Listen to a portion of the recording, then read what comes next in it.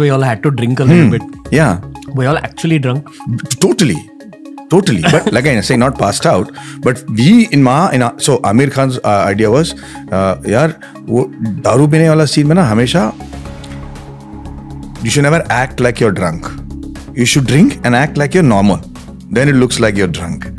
So we thought we drank. So basically we wanted to shoot at 9 o'clock. So Amir made a plan. So 8 o'clock we'll start drinking.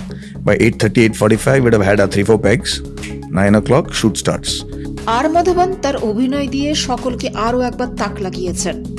শয়তান ছবিটি মুক্তি পেতে নতুন করে চর্চায় উঠে এসেছে তার। সর্বস্তরে সমাদৃত হচ্ছে তার অভিনয়। সম্প্রতি এই হেনা অভিনেতা এসেছিলেন বিয়ার বাইসেপস পডকাস্ট শোতে। সেখানে তিনি 3 ইডিয়টস ছবির বিষয়ে একাধিক অজানা তথ্য প্রকাশে আনলেন। 3 ইডিয়টস ছবির সেই সময়কার অন্যতম কালজয়ী ছবি, যেটা নিঃসন্দেহে বলা যায়। এই ছবির স্ক্রিপ্ট থেকে কমেডি, গল্প, অভিনয় সবটাই দর্শকদের ভীষণই জনপ্রিয়।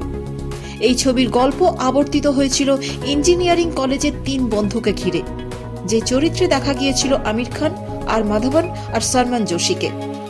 3 ইডিয়টস ছবিতে একটি দৃশ্য দেখা গিয়েছিল মধ্যরাতে মদ্যপান করে 3 অভিনেতা তাদের কলেজের ডিনের বাড়ির দরজায় গিয়ে প্রস্রাব করে আসছেন।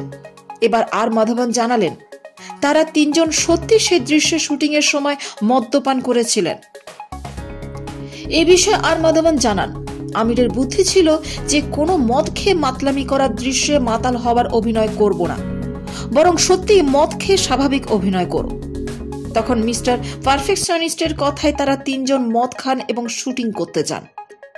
মাধবন আরও জানান, তারা সে রাত্রে 8টা থেকে মদ খাওয়া শুরু করেন, কারণ তাদের শুটিং শুরু হবার কথা ছিল 9টা থেকে।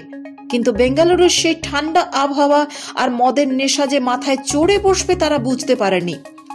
অভিনেতার কথায় আমরা একদম স্বাভাবিক ছিলাম, কিন্তু বুঝিনি যে আমরা ঘন্টার পর ঘন্টা সময় নিচ্ছি সংলাপ বলতে।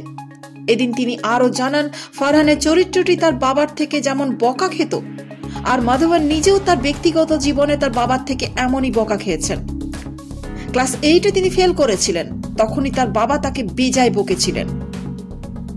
2009 সালে মুক্তি পেয়েছিল 3 ইডিয়টস। রাজকুমার হিরানি পরিচালিত এই ছবিটি বক্স অফিসে দারুণ সাফল্য পেয়েছিল। এখানে মুখ্য ভূমিকায় আমির খান, করিনা কাপুর, বোমান ইরানি, আর মাধবন এবং সলমান জোশীকে দেখা গিয়েছিল। আর মাধবনকে বর্তমানে শয়তান ছবিতে দেখা যাচ্ছে। তার সঙ্গে এখানে অজয় দেবগন, জ্যোতিকা আছেন। বিকাশ বহের এই ছবিটির পরিচালনা করেছেন।